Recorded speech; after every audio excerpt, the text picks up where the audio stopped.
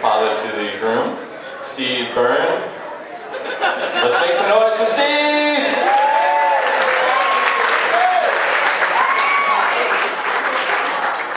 Alright everybody, I don't know if everybody knows this, but I do a lot of public speaking. If you ever go to the Byrne Ice Hawks hockey rink, and you walk into a high school game and you walk in real slowly, you're going to hear, "Ladies and gentlemen, I'd like to welcome you to Casey Park Arena, home of the Byrne Maroons of the Byrne Ice Hawks Hockey Club."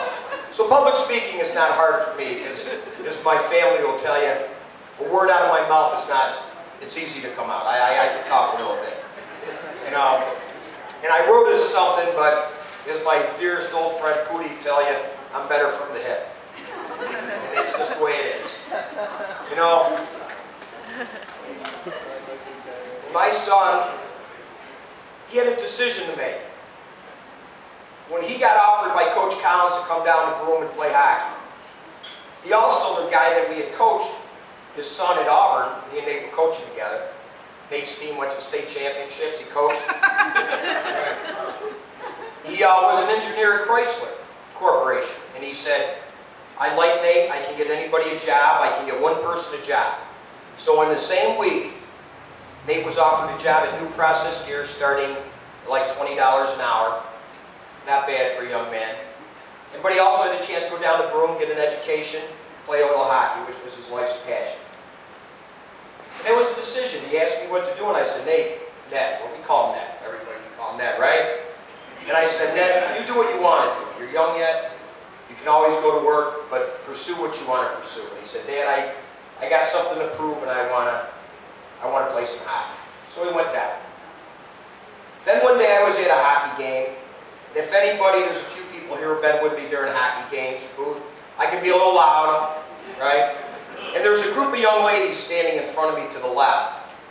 And I heard one of them saying Nate was getting some kind of thing on the ice. And I was a little bit loud about it, and I heard some girl say, "And that's his father." And I looked, and I saw this angel. Beautiful young lady. And I didn't think much of it. Then one day when me and Nate were talking, he said he was going to bring this young lady home. I had no idea it was the same young lady that had said, "Who's this jackass in the stand?" And it was Danielle. My wife Pam and me sat down that evening and said, "My God, greatest thing that ever happened to my son, right here, hey girl." You know, we can tell true love because, you know, a lot of us that love America's sport, hockey, we travel all over real early in the morning.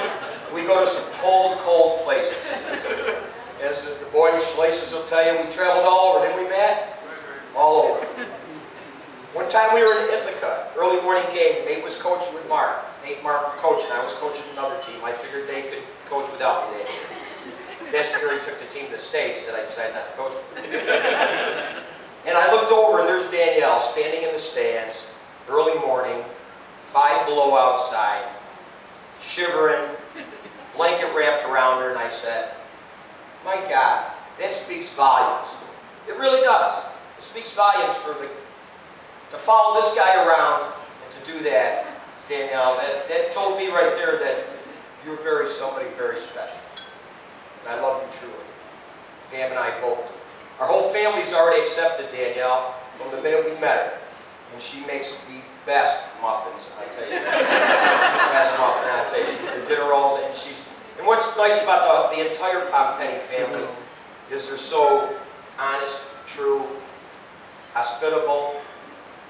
And Pam and I, if we had designed not only the girl for our son, but the family that she would be part of, the Pompettis would be that family. They're fantastic.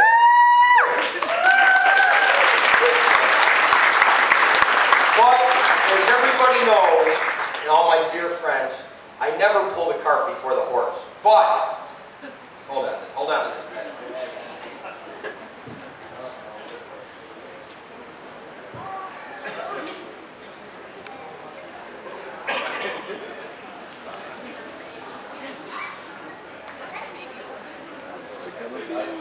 I'm good. You know, I was sitting at home watching something one day, probably Fox News, the only real true news. And Nate called me up and he says, I got something to ask you. And I said, well, what's that, Ned? And he goes, I want you to be my best man. And I just didn't talk for a moment, which is very rare for me. And I was thinking of Joe, Mark, Kyle, Brendan, any of Nate's old friends. I said, why me? He goes, because you've always been there. It's unique, no matter what the outside garbage in your life, an extended family, or whatever it might be, which really doesn't really bother me. But you know you're successful in life. I mean, me and my daughter are close, and I love her to death. But to have your son be your best friend, that's something.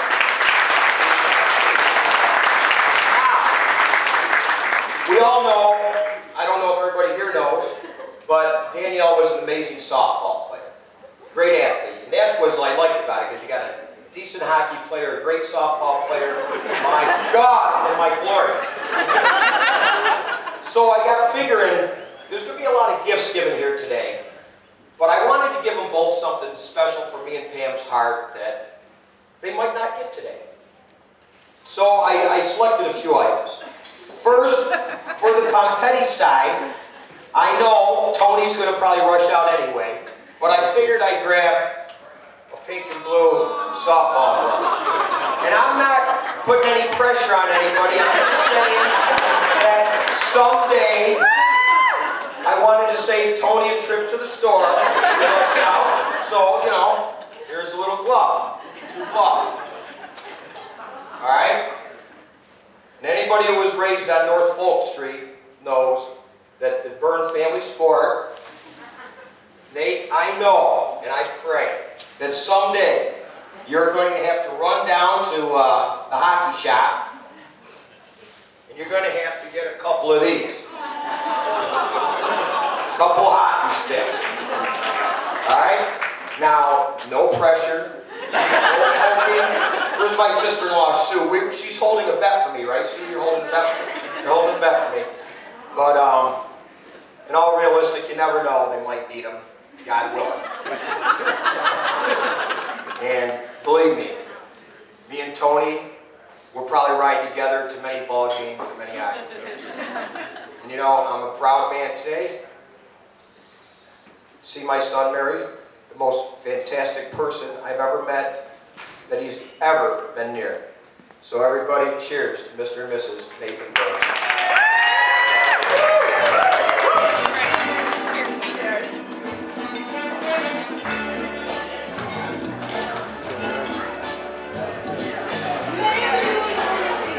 I don't